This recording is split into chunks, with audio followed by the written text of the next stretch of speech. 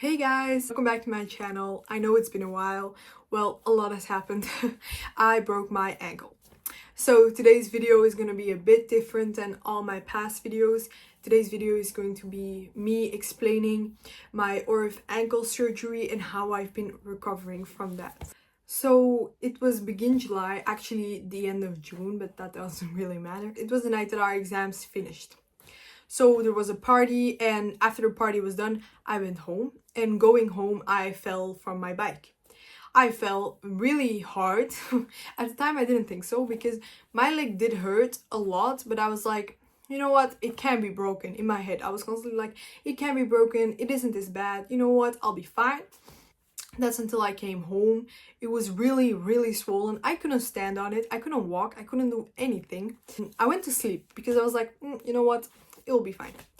When I woke up, I wanted to go to the toilet and my mom was downstairs, and I tried to stand on my leg and then I fainted. That's when it clicked in my head that something was wrong. I really thought, oh shit, my leg is really broken. My leg, because I didn't think it wouldn't be my ankle. I was like, it will probably be my leg. So we went to the doctors and they immediately took a picture of my leg. I will insert this right here. And as you can see, there's a big crack in my bone. So when my mom saw that and when I saw that, we immediately knew like my ankle is broken.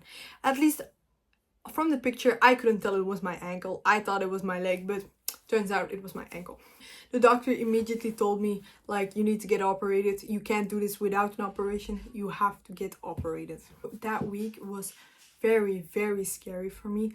I did cry a lot and I really thought my life was over because in that same week I had my high school graduation, but I had to get operated. So I was like, fun, What a way to end high school, right? My operation was on Wednesday. And the day of the operation, I was very scared. I was very stressed because I've never actually been operated like that before. So, the stress was really kicking. When I had to get operated, I was fine, cool, calm, collected. I mean, that seemed on the outside. On the inside, I was dying, obviously. After the operation, I just remember my leg being in a big cast, like a very big cast. I had to also spend a night in the hospital. That was one of the worst nights of my life because I just couldn't sleep. I had pain, medication. I felt the medication flowing through my veins. It wasn't the most fun experience ever. Also, like, I couldn't really move because my leg was in a big cast. I couldn't like stand on it, nothing. But at least the operation went well, or so I thought. They initially told me that I needed to get operated on one side of my leg and they had to put like a metal plate in it. But then my doctor came and told me, I have some bad news. When we put the metal plate in and we sewed it back closed, they tried to move my leg and they saw it didn't work. So they realized my leg is broken on the other side as well. So they had to cut open the other side and put 2 metal screws in. So the bad news was that I couldn't get a walking boot. I had seen all these previous videos of people going to ORIF ankle surgery who got a walking boot, so I was excited I could also get a walking boot. But no, I got a cast on which I could walk, but I couldn't take it off. In the end, the operation did go very well, so I was very pleased about that, but I also was kind of sad because I couldn't get a boot. But alright, you gotta make do with what you get, I guess. So the day of my operation was the day before my graduation. So the morning I woke up in the hospital, that night was my high school graduation. But at least the doctor said I could go if I went in a wheelchair. So that night was very memorable, I guess. It was me in a wheelchair at school. But I still had an open cast then. That's a cast on which you can't walk. I had to stay in that cast for at least 2 weeks. So the stitches and everything, they were still on the inside. And then finally, begin July, the 9th of July, I had to go and get that cast removed, get the stitches taken out and get put on another cast. That cast was like a hard cast, and on that cast I could walk. So I'll insert a clip right here of me the first time walking with the cast. This was very scary, obviously, because it had been 3 weeks in which I didn't walk at all. So you can imagine I was very scared to start walking again, because the last time I put some pressure on my foot, I fainted. I really thought with this cast, you know what, I can start walking, but only with my crutches. I never thought I could start walking without my crutches. I got my cast on Tuesday.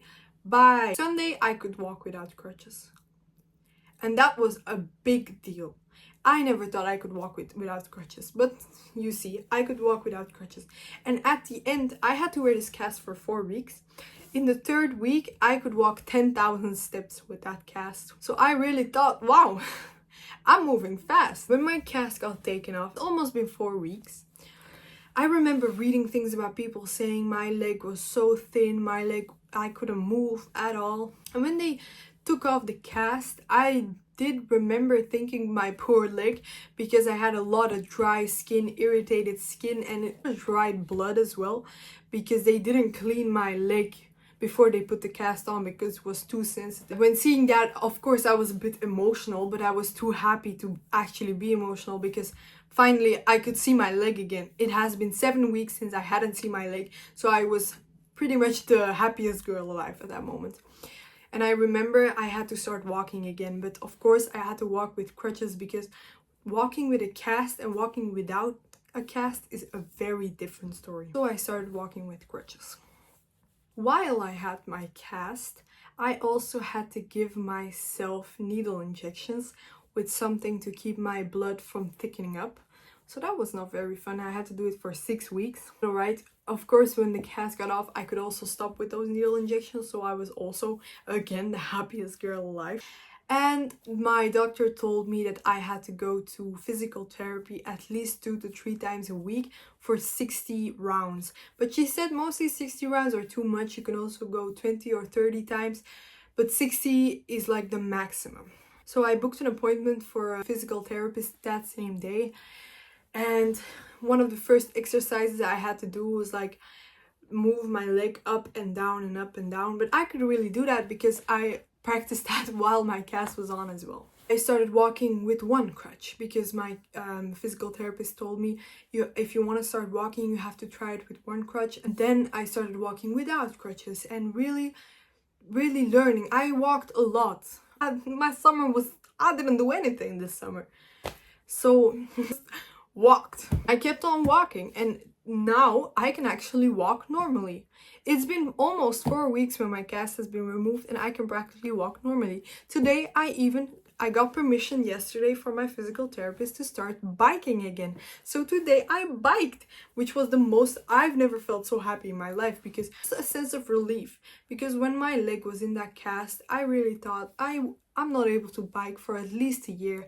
I can never walk normally again, but I can. I now have another doctor's appointment in begin September, where the doctor's just gonna check out everything and see how it's evolved.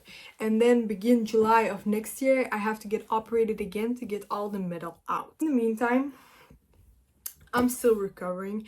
I still have a lot of physical therapy to do because, of course, the movements from up to down, those are fine, but from left to right, I can do those, but not very good. I've lost my stability. Of course, my muscles, my leg muscles, they're also practically gone. When the cast was removed, I had no muscles left on my left leg, but now we're growing them. We're making sure those muscles come back. So those are things I have to train on now. And also, like, I don't know if I can jump already, but I have to train that. My leg also gets swollen a lot, but that's normal.